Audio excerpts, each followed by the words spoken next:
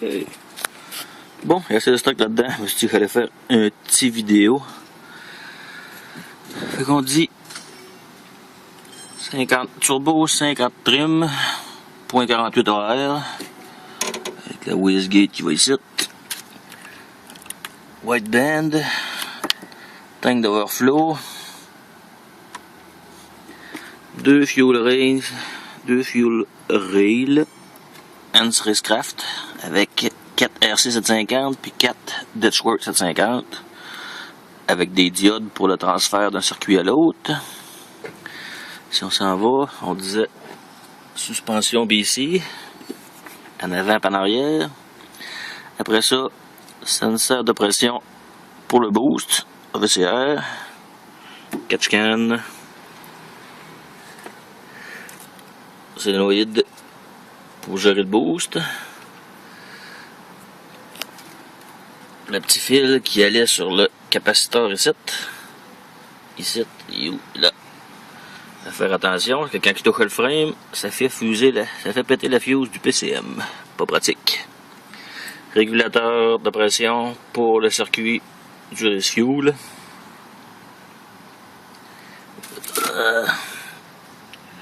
Il doit y avoir un tac adapteur là-dedans pour le signal du RPM.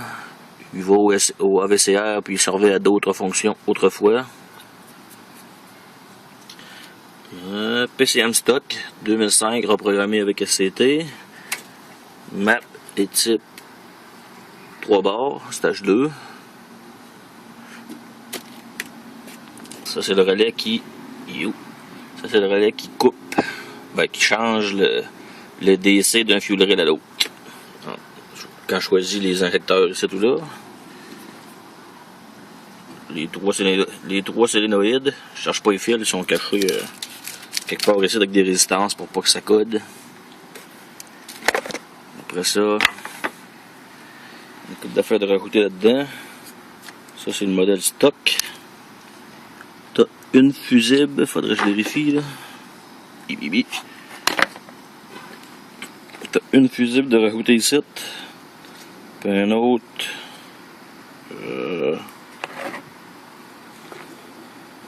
On va checker à 4, 10, spare, 15, spare. Oh.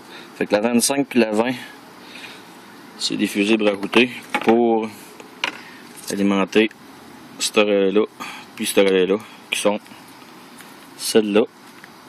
C'est la pompe à gaz en arrière. Puis celle-là, il sert pour activer ce relais-là ici, c'est-à-dire, puis qui est contrôlé par mon VariSafe de Cooling Mist en avant.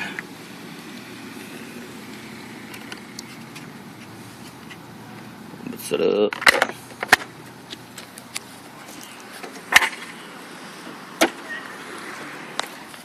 Avec un cool d'air qui est là.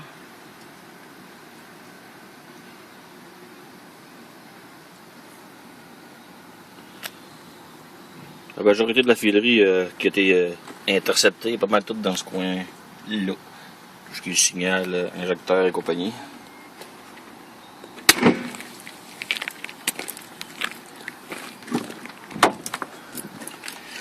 Ensuite, ici, tu as le VariSafe de Cooling Mist.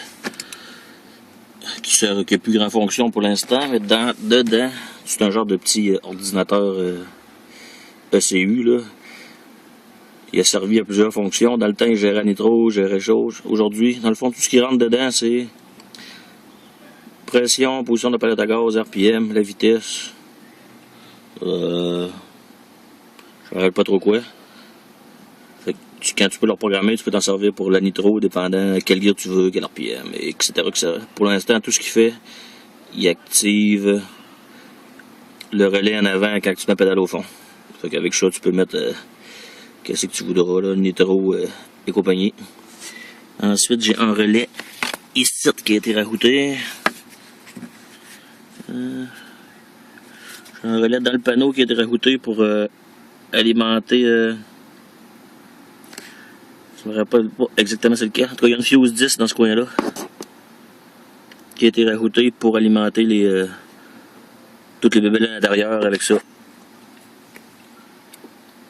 Lui, un fil DB9 pour la programmation qui s'en va dans ce coin-là.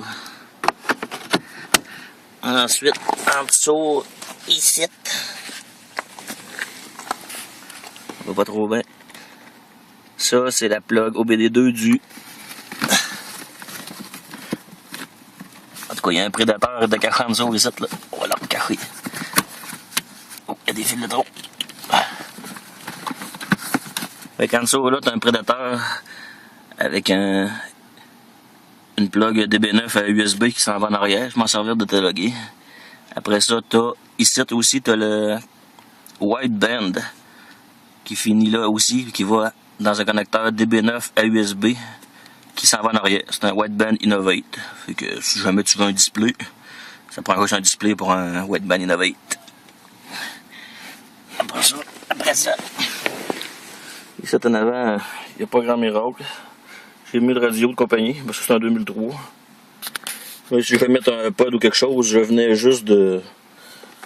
En dessous, tu vas avoir un... Je sais pas trop où, là. En arrière, tu vas avoir deux connecteurs RCA. Ben, ils sont en arrière, tu as deux connecteurs RCA que tu peux rentrer quand tu mets ça en mode comme pour avoir le rack à CD, ça active le module. Fait que tu peux avoir si un iPod ou n'importe quelle autre affaire extérieure, tu peux l'organiser.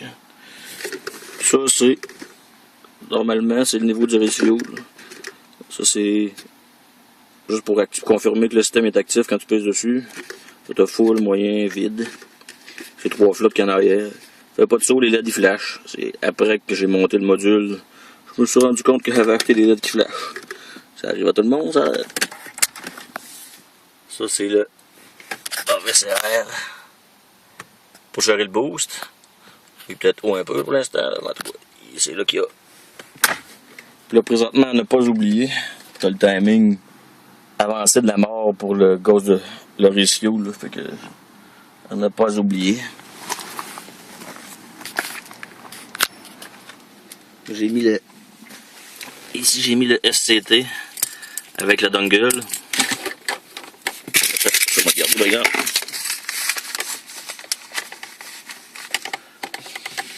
Le SCT avec le dongle pour le software Advantage. Tout d'abord là que je t'aide là pour gosser, parce qu'officiellement je pourrais pas te vendre de dongle parce qu'il est pas transférable, la compagnie veut pas, mais si jamais tu as besoin d'aide, tu peux passer à travers moi ou les appeler en te faisant passer pour moi. Ils seront jamais là. Fait que, puis t'es chanceux, t'as un vieux dongle qui est sorti direct au début, fait que t'as le droit à tous les codes comparativement au nouveau. Puis tu peux même programmer un SCT de tes chums si tu veux te faire un peu d'argent sur la couverte. La seule différence comparé à un professionnel, c'est que tu peux pas faire de email tune.